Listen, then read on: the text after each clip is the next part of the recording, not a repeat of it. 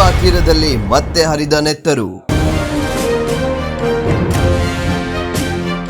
ಅಕ್ಕನಿಂದಲೇ ತಮ್ಮನ ಭೀಕರ ಕೊಲೆ. ವಿಜಯಪುರದಲ್ಲಿ ರಕ್ತಸಿಕ್ತ ಕೌಟುಂಬಿಕ ಜಗಳ. ಹಲಸಂಗಿ ಕ್ರಾಸ್ನಲ್ಲಿ ಭೀಕರ ಹತ್ಯೆ.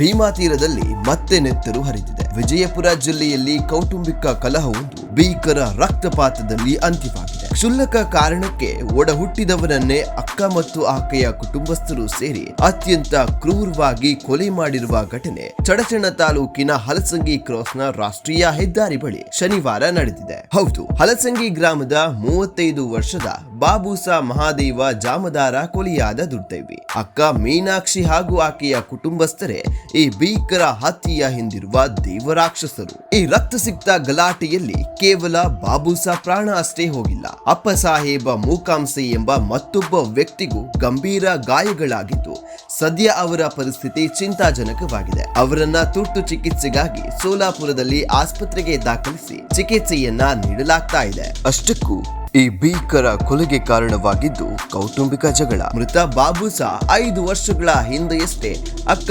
ಮೀನಾಕ್ಷಿಯ ಮಗಳಾದ ಸತ್ಯವ್ವಳನ್ನ ಮದುವೆಯಾಗಿದ್ದ. ಅಳಿಯನೂ ಆಗಿದ್ದ ತಮ್ಮ ಮತ್ತು ಮಗಳ ನಡುವೆ ವೈವಾಹಿಕ ಜೀವನದಲ್ಲಿ ಆಗಾಗ ತೀವ್ರ ಜಗಳ ನಡೀತಿತ್ತು ಎನ್ನಲಾಗಿದೆ. ಶನಿವಾರ ಸಂಜೆ ಹಲಸಂಗಿ ಕ್ರಾಸ್ ಬಳಿ ಇರುವ ಅಕ್ಕ ಮೀನಾಕ್ಷಿ ಮನೆಗೆ ಬಾಬೂಸ ಬಂದಿದ್ದ ಪ್ರಸಂಗದಲ್ಲಿ ಹಳೆ ಜಗಳ ಮತ್ತೆ ಮುನ್ನೆಲೆಗೆ ಬಂದಿದೆ. ಮಾತಿಗೆ ಮಾತು ಬೆಳೆದು ಕೌಟುಂಬಿಕ ಕಲಹ ತಾರಕಕ್ಕೇರಿದೆ. ಆ ವೇಳೆ ಕೋಪೋದ್ರಿಕ್ತರಾದ ಅಕ್ಕ ಮೀನಾಕ್ಷಿ ಹಾಗೂ ಆಕೆಯ ಕುಟುಂಬದವರು ಬಾಬೂಸ ಮೇಲೆ ಮಾರಣಾಂತಿಕ ಹಲ್ಲೆಯನ್ನ ನಡೆಸಿದ್ದಾರೆ. ಹೊಡೆತದ ತೀವ್ರಕ್ಕೆ ಬಾಬೂಸ ರಕ್ತದ ಮಡುವಿನಲ್ಲಿ ಸ್ಥಳದಲ್ಲಿಯೇ ಕೊನೆಯುಸಿರೆಳೆದಿದ್ದಾನೆ. ಘಟನಾ ಸ್ಥಳಕ್ಕೆ ವಿಜಯಪುರ ಜಿಲ್ಲೆಯ ಉನ್ನತ ಪೊಲೀಸ್ ಅಧಿಕಾರಿಗಳು ದೌಡಾಯಿಸಿದ್ದಾರೆ. ಡಿಎಸ್ಪಿ ತುಳಜಿರಾಮ ಸುಪ್ಲಿ, ಟಿಸಿಐ ಪರಶುರಾಮ ಮನಗೋಳಿ ಹಾಗೂ ಪಿಎಸ್ಐ ಮಂಜುನಾಥ್ ತೀರಕನ್ನನವರ್ ಭೇಟಿ ನೀಡಿ ಪರಿಶೀಲನೆಯನ್ನ ನಡೆಸಿದ್ದಾರೆ. ಈ ರಕ್ತಸಿಕ್ತ ಘಟನೆಗೆ ಸಂಬಂಧಿಸಿದಂತೆ ಜುಲಕಿ ಪೊಲೀಸ್ ಠಾಣೆಯಲ್ಲಿ ಪ್ರಕರಣ ದಾಖಲಾಗಿದ್ದು ಪೊಲೀಸರು ಮುಂದಿನ ಕಾನೂನು ಕ್ರಮವನ್ನ ಕೈಗೊಂಡಿದ್ದಾರೆ. Bureau report Vishwaprakash T Malagonda, ASTV Kannada, Bengaluru.